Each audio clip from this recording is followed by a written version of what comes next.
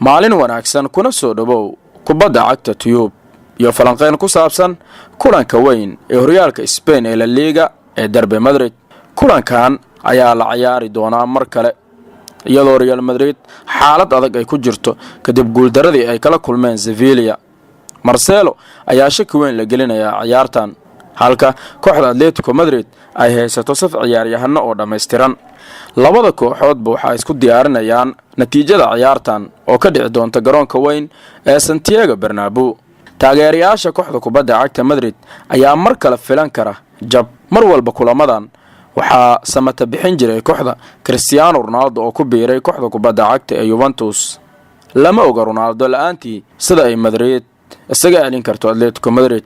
waan ogaan UEFA Super Cup-kii kulankii ugu horeeyay kooxahan ay ciyaareen xil ciyaareedkan in Madrid la gaarsiiyay 4 gool. Hadaba tababaraha kooxda kubadda cagta Madrid Julian Lopetegui ayaa hortaala shaqo adag oo ah inuu hor istaago weeraryahanada kooxda Atletico sida Diego Costa, Antoine Griezmann iyo xidiga kale.